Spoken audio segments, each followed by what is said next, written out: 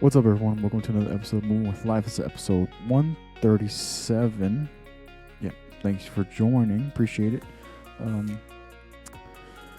So, to feed off of last week and to keep pushing forward, really. I'm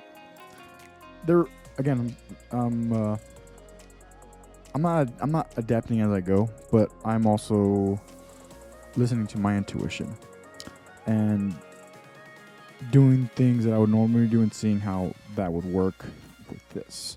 So today there's a couple of excerpts, so I want to jump into that.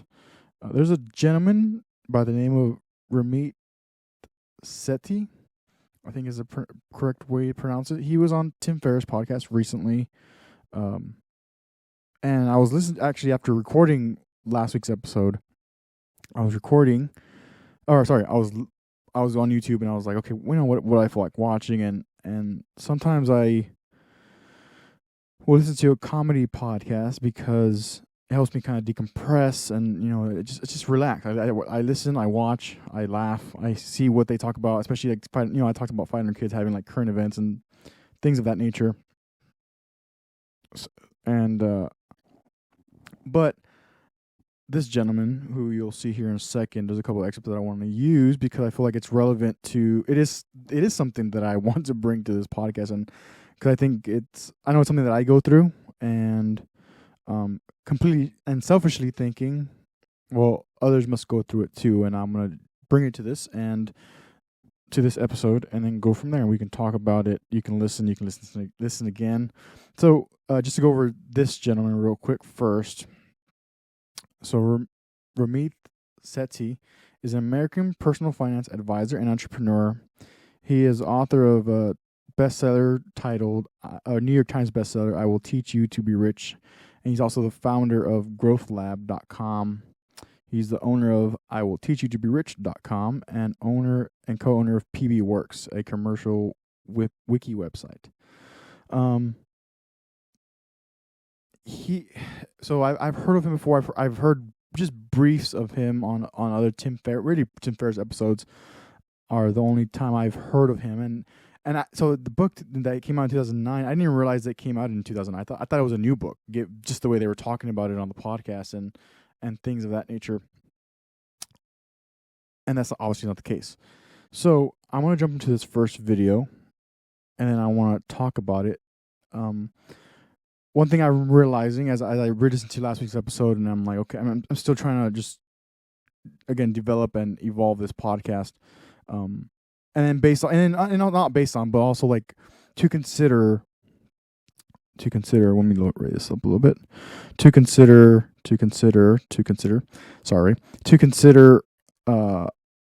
having and voicing what my opinion is, because it is important to have opinions. And I think maybe given last week's episode, it's like,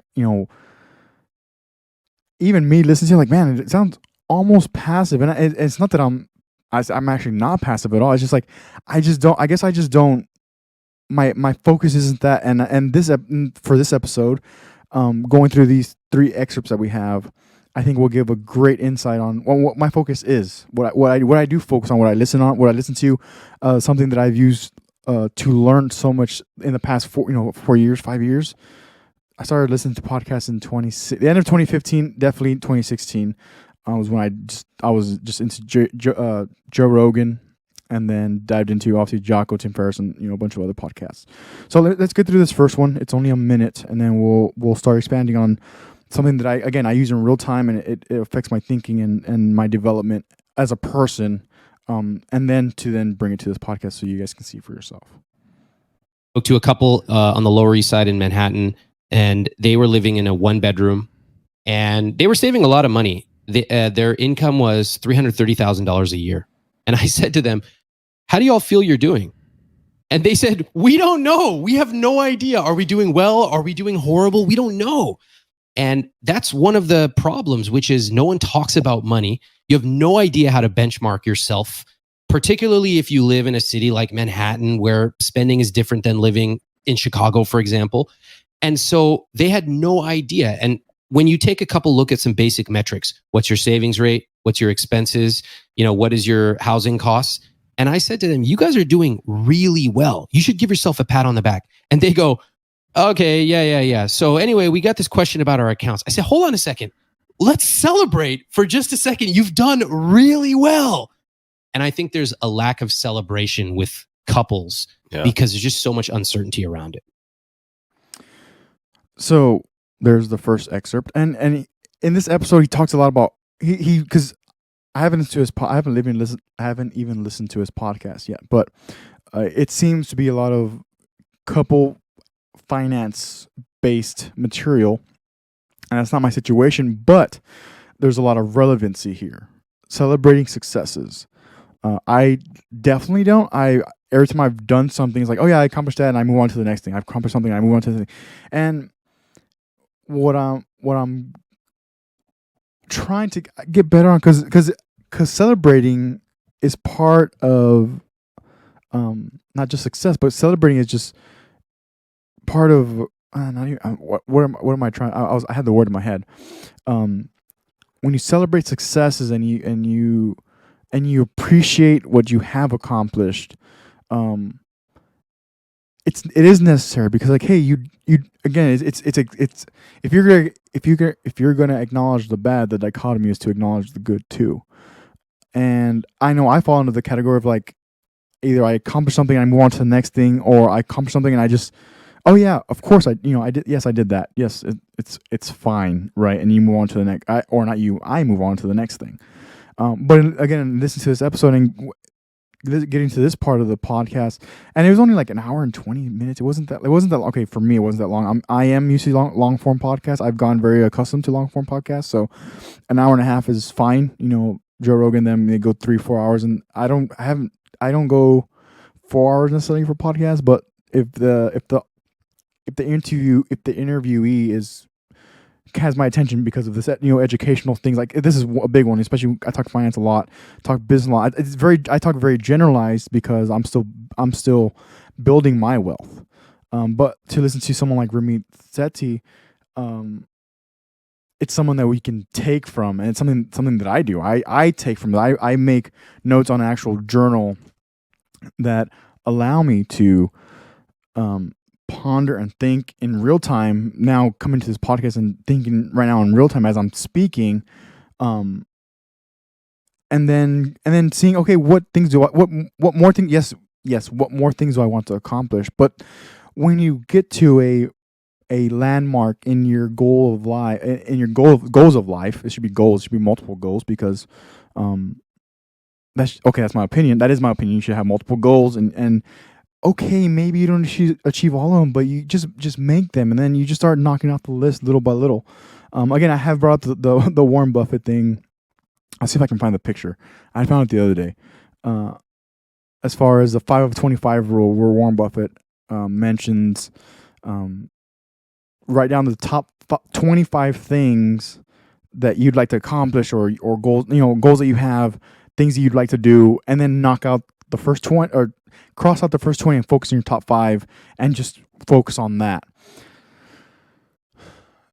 Sometimes it does feel like, okay, how about I just write down 1,000 and I just go through them, and maybe one takes me a little bit longer to get to than another, so I just start. But I'm not, I'm going through the list, not necessarily down the list. Not, there doesn't need to be a chronological order. And so the biggest thing for that little piece was, celebrating success, celebrating achievements. We should do. I should do that more. I really should. We really should.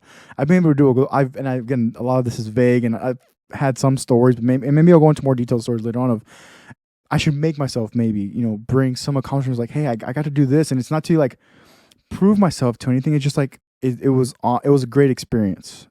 Celebrating, acknowledging good experiences and bad experiences. Because I do fall into the category of highlighting and making the bad experiences more amplified. And whenever something good happens, like, okay, yeah, but on to the next thing. Like, yeah, okay. And sometimes sometimes we can take a pause and do that. All right, next, let's go to the next clip. Oh, it was a quick to just I guess add on to the previous episode, but where this couple was like, oh, where he asked them, hey, how do y'all think you are doing? They're making 300,000 a year. They live in Manhattan. Obviously, I'm from Texas, totally different lifestyle. I've been to New York before. I got to visit before I came to the West Coast, and it's a very interesting landscape over there. Just the urban, that type of urban life is way different than what I've seen, even what I feel like I've seen in Austin and other like Dallas, Austin, other big Texas cities. But when they said, "Oh, I don't know how we're doing," like really beats me, because it sounds like they don't celebrate successes, and it's like, oh, I don't know, like I make this much money, and obviously you have people in New York and California and whatnot that they're obviously let's say not obviously, but they're making millions. And it's like, but how do you think you're doing, given like you're saving a lot of money, you seem to be tracking on just your lifestyle, and your financial piece of your lifestyle is doing pretty well. All right, next one. That Americans love to compare themselves to their neighbors. I love it. Well, Americans love to do a few things that are completely irrational. They love to think that if they do certain things, it will make them happy. And then they do the exact thing that will make them unhappy. We love it. And we can go into all this, but think about the typical couple living in some suburban city. Think about the conversations that are happening about money regarding their neighbors. Well, how did Leah and John go on vacation for the third time this year? Maybe we should be going on vacation for a third time this year. And it doesn't have to be living in Manhattan. You can be living anywhere. What's going on there? The answer is that money is opaque. Money is unclear because you might have a different savings goal than I do. And also, there's a lot of secret sources of where money comes from. Oftentimes, you'll find that parents are funding certain things. Oftentimes, you'll find that people are in debt. Oftentimes, you'll find someone's actually just really wealthy and they make a lot more money than you think they make. Or they're really in debt and they have the picture of financial health, but they're funding it by sort of lighting their credit on fire. You say lighting their credit on fire. So that's the next clip that I wanted to go to. And the biggest thing for that one is comparing ourselves. I think it's a human, because of the climate of social media and all the platforms that are available now, and popular ones, from Facebook, Twitter, Snapchat, all those where you can see these influencers or these, social media famous people. There's nothing wrong with that. They got in the game at the right time, and it's benefited their businesses, it's benefited their products, it's benefited their financial wealth, right?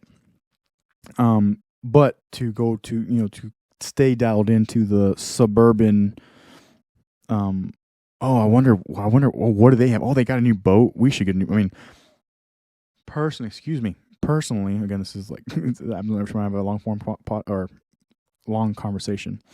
Anywho, that's another thing that there are definitely things that I want, and in the final clip, it's going to go through some of the questions that Ramit goes through with these couples, and I wrote the basically, I'll call it the algorithm.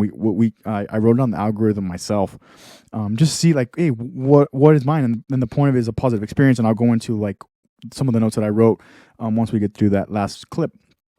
But to finish up this second clip, the point and the matter of fact is, when you compare yourself to others, and sometimes it doesn't have to be like an actual like tangible materialistic things. A lot of times, because of social media and pictures and Instagram, I love Instagram. I've said that before because I use it as a platform, but I like taking pictures. I like taking pictures. I started with the TikTok. I started singing the harmonies to some of my favorite songs, and some of the songs that mean a lot to me, really, or they've had an impact. I listen to them often, or I really like them. The lyrics great, all of the above, right? So I use Instagram too, just as much as the next person. But I think the biggest thing is comparing yourself versus doing the work to gain whatever.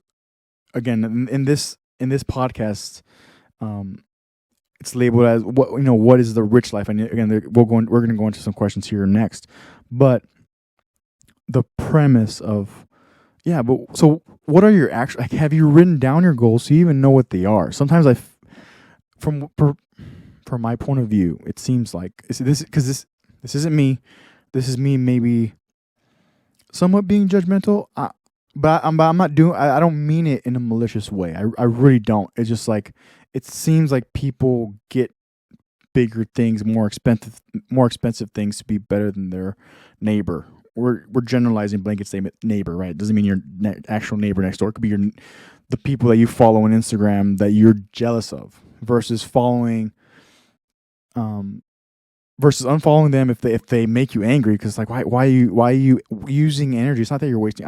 I don't want to use the word wasting, because we can change that. You can unfollow people and then follow new people that will help you grow. And I'm personally, I'm not talking about the people that are, buy my course now and do this and that. It's like, there's literally free material here, which I'm now basically forwarding. I'm not getting any promotional like incentive, like lucrative incentive, or not lucrative, not the right word, but just, incentive to like promote, or like this isn't like an ad, like, I'm attached to this podcast. It's me in real time, at least at the time of recording, to say, hey, yeah, this is stuff that I use to then help me advance my life. And then for my listeners and for future commentary, whenever that comes, future conversations that I have with others to bring to this podcast, it's like, it's material that we can use to build. Like, you can actually use these things, write them down and use them, and develop your own plan, develop your own, not just goals, but do you even know what you actually want? Because I know it's taken me a while, and mine's ever evolving. I had this conversation recently when I called home. It's like, we want, for some reason, to have just everything and so many things figured out, but yet we don't actually even get to a point of doing that. And some of it now for me comes to, okay, let me write some of this down, and let me actually take the time to pause and write what are my goals, or write what I need to do today. Write period. One of my goals is just writing more. I want to write more, and it's and sometimes I don't get to write every day, but I try to.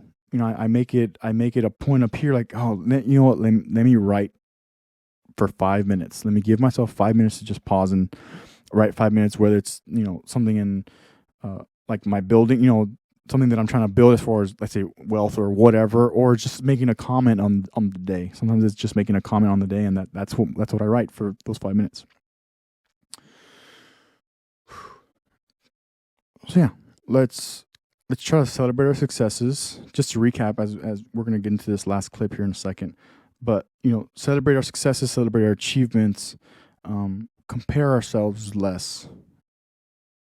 If we're doing that, and to consciously do that, because if you save the money and you have your goals, like, you don't even need to set the time aside to even worry about what other people have.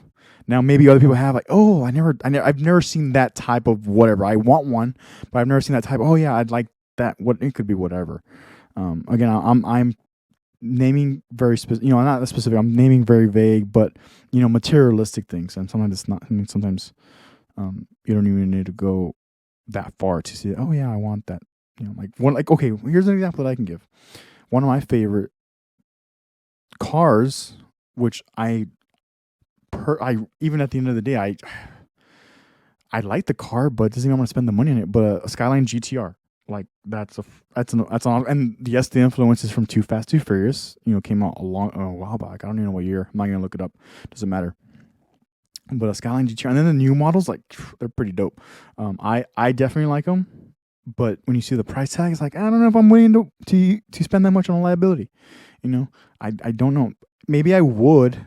Maybe I will one day, when down the road. It's like, oh yeah, here's my cruiser, that I use when I'm not working or whatever, whatever.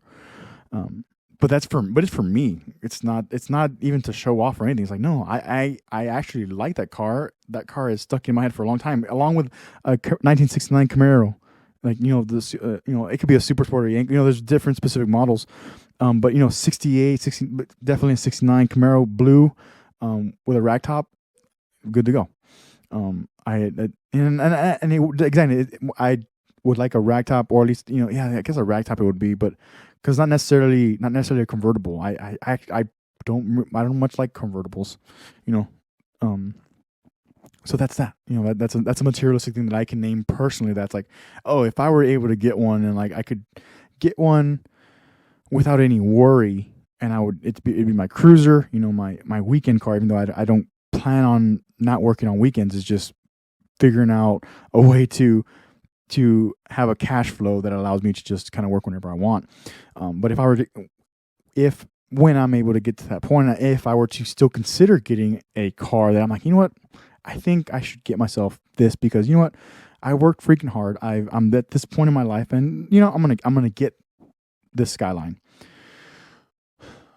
It's for me. It's for no one else. It's for me. So let's move on, and we're going to go through this final clip, and then we'll wrap up this episode of Moving with Life. But we're here talking about your rich life to start. We're going to get to the spreadsheet stuff. We're going to get to your spending plan. But let's just start off with your vision of what a rich life is. That is exciting. So if we rewind just back to the blueprint here, not so much a blueprint, but your series of questions. Within the last 30 days, where have you not been on the same page? Yep. Right, financially. What does your rich life look like? What are some of the questions that follow or could follow after that? Usually when I find that one person is an overspender and they admit it themselves, I ask them, have you ever said no?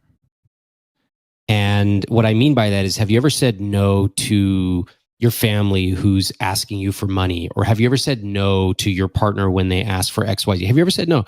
And almost always they say, no, I've never done that. So you realize at that very moment that there's a deeper issue than just money. It's being a people pleaser. It's not being able to set effective boundaries, things like that. We get into that. I also ask people, how big of an issue is this on a scale of 1 to 10? And this is a really interesting response I get. In this case, what is this? The thing that they disagreed on. Within the last 30 days? Yeah. Yeah. Okay, got it. And almost always they will say, it's like a 5 out of 10. It's not that bad. Now, remember, they've gotten on a podcast with me where they're sharing real numbers. They're sharing fights and challenges they've had for years. And they're going, oh, it's a 5 out of 10. So I know that there's something going on here. I say, okay, 5 out of 10. What do you think happens if, you both disagree about how much to spend at brunch on Saturdays? What do you think happens when you have kids? And then when you decide to move to a different city, and when you have 25 years of this going on, what happens? And they go, oh, yeah, that's like a 9 out of 10. Oh. I go, yeah. And what do you think happens at 9 out of 10? And they realize that when people say we got divorced because of money, it was not fighting over $7 at Target, but it started there and it calcified over 25 years. That could be the title of your next book. It could be $7 at Target. Small disagreements and how they lead to big divorces. Oh, you are the best at titles, Tim. I'll take my customary 15%. It's very reasonable because we're friends. All right. Any other questions they'd like to cover? No, that's where we start.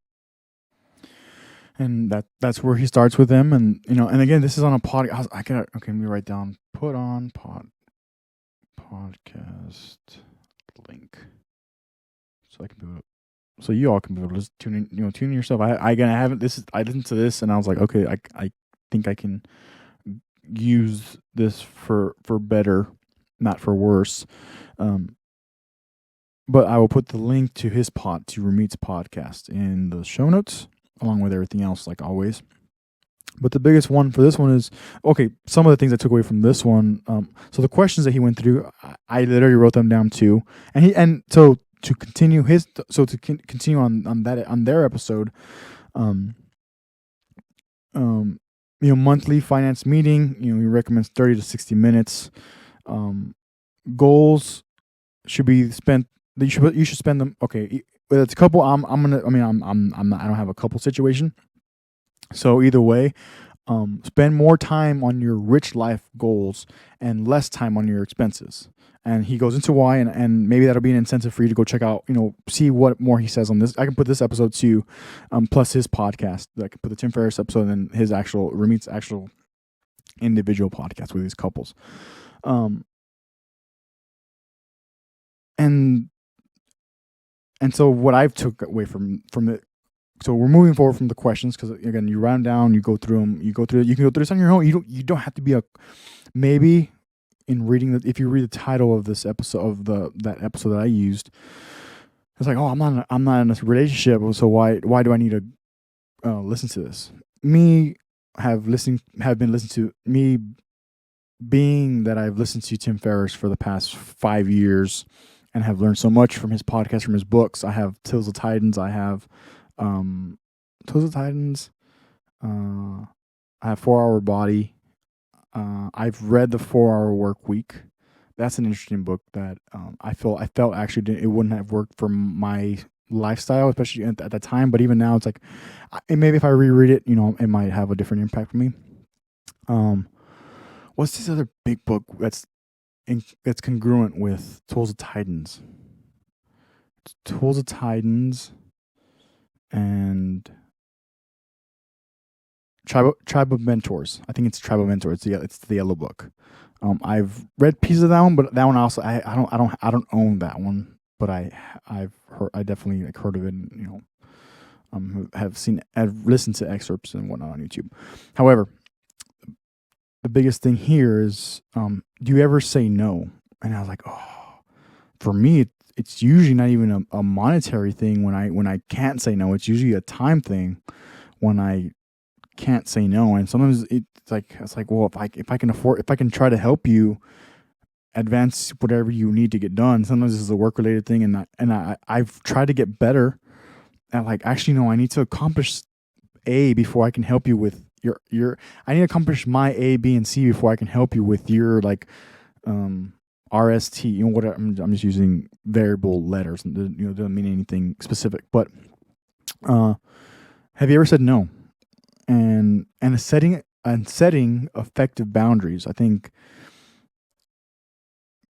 for my personality, for the way that I was brought up, for the way I have conducted myself even up until this point, I've definitely done better about boundaries in my personal life and in things that I do, and in my work life, it's adjusting slowly.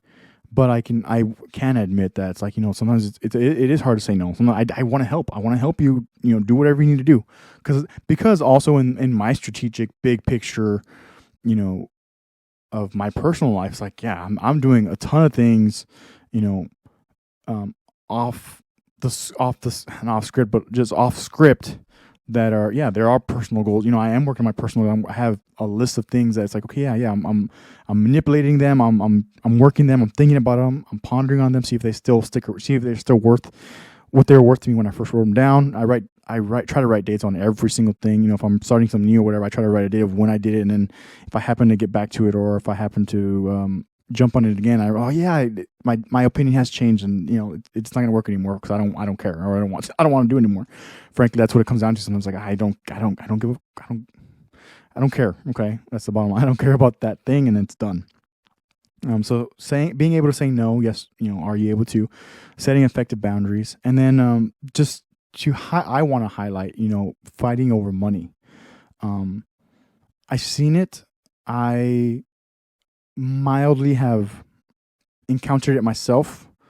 But what I would like to encourage, because it's what I've learned now, is if you can have some empathy. So if you're arguing with somebody, whether it's your significant other, whether it's a family member, we could encourage each other to have a little more empathy. Like, hey, let me explain to you why I'm in this financial situation. Or, hey, or you as the person who maybe, are like the you are the accuser to, you're accusing someone of what could be anything, but you're like, hey, why are you doing this? Not why are you like this? No, now we're shaming. Now we're diving into a whole different like psychological things. Like, no. Like, if you can understand what that person's going through and at least get a backstory, well, then you get some answers and it's like, okay, do you want help? Because then also, because I've mentioned this before, it's like sometimes people don't want help. And when people don't want help, that's where the boundaries come in. That's where you have to, okay, I'm going to venture to say you have to say no. But you have to have your personal boundaries too. Like, sometimes people don't want to be saved. Dr. Jordan B. Peterson talks about that. And maybe I can eventually, or if not, I haven't already, we'll get an excerpt here. I'm not gonna plan on it, but I'm just saying, I know I've heard him say, sometimes people don't want to be saved, and sometimes the people that want to be saved, sometimes they don't want to be saved. It's a whole psychological thing, and that's a Dr. Peterson thing. But consider those things. Empathy. It's probably the biggest thing that I took from when you're fighting over money. And again, it could be with anybody. It doesn't have to be your significant other. It could be, again, a family member. It happens probably, I'll venture to say it happens all the time, because it does. Where it could be you, the listener right now, listen to this podcast and be like, and you're realizing, oh yeah, I fought with, my uncle the other day, or I fought my cousin, or my brother, or my dad, or my mom, whoever, about, whatever, it could be debt, and it could be something significant. But if it's significant, then we can reach a talking point of, okay, how can we fix this? How can I help you fix this? And if people don't want to be helped, it's very hard to convince somebody when they don't want to be helped. And I think that's all I got for today. We're right at our cue, which is good. So I hope that this brought some value to you. I hope that you go check out the links that we'll put in the show notes. I hope you enjoyed, but I hope that you got some type of gratification from listening to these clips, and you're able to personalize them and then use them for yourself, whether you're in a relationship or not. You personalize them, and then you help yourself grow. Help yourself grow. That goes with setting effective boundaries to be okay with, hey, I have personal goals that I really want to accomplish, and then you round down, you set timelines, and you go out and get them. So thanks for listening. I appreciate it. Don't forget to take care of yourself, health, mentally and physically. Take care of others. Teach others. Help others grow and learn. Take care of your teams. If you're some type of leadership position, lead from the front. Lead by example. And we'll see you all very, very soon. Stay safe out there. It's getting very hot. Wear sunscreen. And yeah, we're out.